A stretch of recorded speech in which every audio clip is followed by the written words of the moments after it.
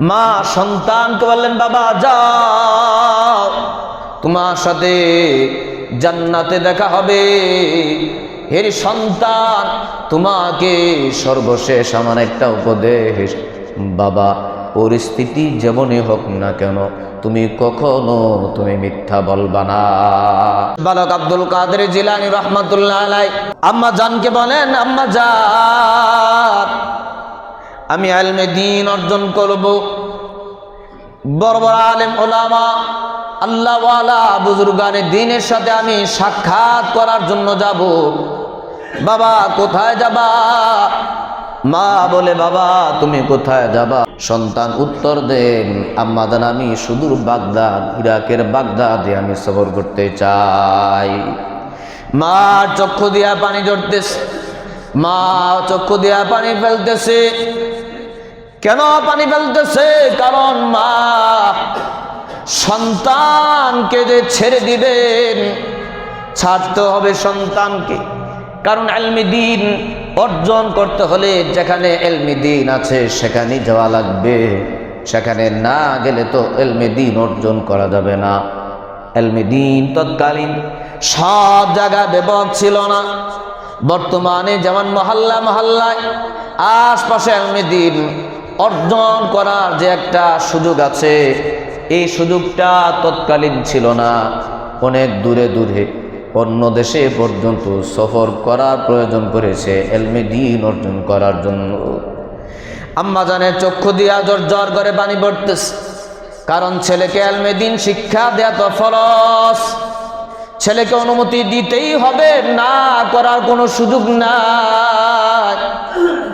কিন্তু ছেলের মায়া বালক আব্দুল কাদের জিলানী এই ছেলেকে দূরে ঠেলে দিবেন, দূরে চলে যাবে, ছেলেকে দেখবে না। না দেখার যে একটা মায়া, ওই মায়ার কারণে চক্ষু দিয়া জোর জোর করে পানি পড়তেছে। চক্ষু দিয়া জোর জোর করে পানি পড়ে। পরক্ষণই মা সন্তানকে বললেন, বাবা ঠিক আছে, যাও যাও, ইলমে দ্বীন অর্জন করার জন্য তুমি সুদূর বাগদাদে সফর করো। মা অনুমতি দিলেন। পাশাপাশি মা 40টা দিনার বালক আব্দুল কাদের জিলানী রহমাতুল্লাহ আলাইহি বগলের নিচে সেলাই করে আলাদা কাপড়ে থলেতে রেখে সেলাই করে এখানে দিয়ে দিয়েছেন। কারণ সন্তানের কাজে লাগবে, ভবিষ্যতে কাজে লাগবে। এই জন্য সন্তানকে বলেন, ওরে সন্তান যাও যাও, তোমার সাথে পরকালে সাক্ষাৎ হবে। কারণ এই সন্তানকে পাঠায় দিছে, সন্তানের সাথে আর সাক্ষাৎ হবে কিনা এটা তো আর নিশ্চিত না। কারণ বর্তমানে যেমন সারা বিশ্বে মুহূর্তে যোগাযোগ করা যায়, এমন যোগাযোগ ব্যবস্থা তো তৎকালীন ছিল না। ছেলে মার খবর বলতে পারে না, মা ছেলের খবর বলতে পারে না। মা সন্তানকে বললেন, বাবা যাও, তোমার সাথে জান্নাতে দেখা হবে। হে সন্তান, তোমাকে সর্বশেষ আমার একটা উপদেশ, বাবা পরিস্থিতি যেমনই হোক না কেন তুমি মিথ্যা বলবা না। সন্তানকে একটা উপদেশ দিয়ে দিয়েছেন। শায়েখ বালক আব্দুল কাদের জিলানী রহমাতুল্লাহ আলাইহি বাণিজ্যিক একটা কাফেলার সাথে তিনি সফরে বের হয়ে গেছে। প্রতিমধ্যে এক জায়গা যাওয়ার পর ডাকাত দল এই বাণিজ্যিক কাফেলা আক্রমণ করে।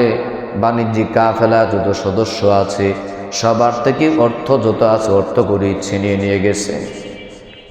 বালক আব্দুল কাদের জিলানী ভীত সন্ত্রস্ত অবস্থায় একটা পাশে তিনি দাঁড়িয়েছিলেন। ছোট মানুষ, তার কাছে ডাকাত দলরা কি বা পাবে তেমন কোনো আশা নাই। এই জন্য ডাকাত দলের তেমন একটা ভিড় শায়েখ আব্দুল কাদের জিলানীর কাছে নাই।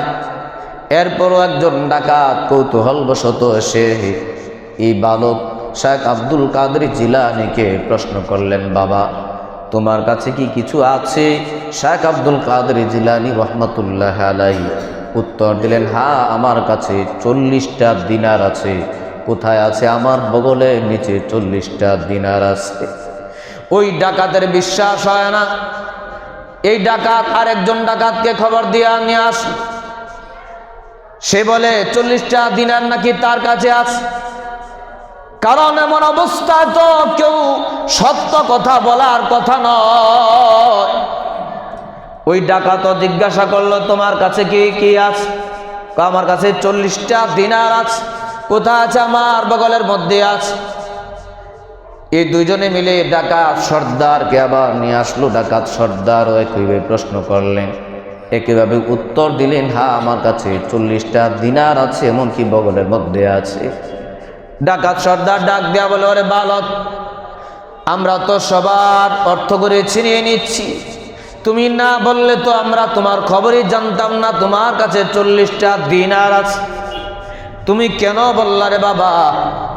ওই শায়েখ বালক আব্দুল কাদের জিলানী রহমাতুল্লাহ আলাইহি ডাক দেয়া বলে, আমি কেন বলেছি, আমি দূরের একটা সফরে রওনা করেছি ইলমে দ্বীন অর্জন করার জন্য। আমি ইলমে দ্বীন অর্জন করার সফরে আমি বের হয়েছি। আল্লাহওয়ালা উলামায়ে কারাম বুজুর্গানে দ্বীনের সাক্ষাতের জন্য আমি বের হয়েছি। আমার মা আমাকে একটা উপদেশ দিয়েছেন, বাবা পরিস্থিতি যেমনই হোক না কেন কখনো তুমি মিথ্যা বলবা না। ওই মার কথা রাখতে গিয়া মা যেহেতু বলেছেন বাবা মিথ্যা বলবা না, মার কথা রাখতে গিয়ে আমি মিথ্যা বলি নাই। আমাকে যেহেতু প্রশ্ন আপনারা করেছেন, এই জন্য আমি মিথ্যা না বলে দিলাম যে আমার কাছে 40টা দিনার আছে, আমার বগলের মধ্যে আছে। ডাকাত সর্দার চোখ দিয়া ডাকাত সর্দারে ঝরঝর করে পানি বের হওয়া শুরু হয়েছে। হেরে বালক, তুমি শুধুমাত্র তোমার মার কথা পালন করার জন্য তুমি সত্য কথা বলেছ, মার অবাধ্য হও নাই রে বালক।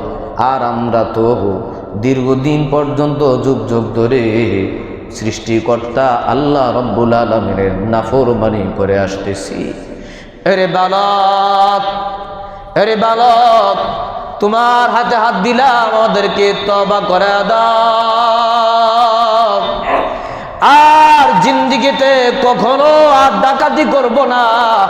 ওরে বালক, আজ থেকে তোমার হাতে হাত দিয়া ওয়াদা করতেছি, তওবা করতেছি, পিছনের গুনার জন্য মাপ চাইতেছি আল্লাহ তাআলার কাছে, আর জীবন কখনো ডাকাতি করব না। এখন থেকে নিয়মতান্ত্রিক আল্লাহ তাআলার গোলামি করব। সুবহানাল্লাহ। এই শায়েখ আব্দুল কাদের জিলানী একজন বালক মার কথা মানার কারণে, মা বলছে বাবা পরিস্থিতি যেমন হোক মিথ্যা বলবা না। ছোট মানুষ বুঝে আর কতটুকু, মার কথা মানার কারণে নিজেরটাও হেফাজত হয়ে গেল, পুরা কাফেলার অর্থ করে জানে যে সব তারা ফেরত দিছে, সবগুলো ফেরত দিছে।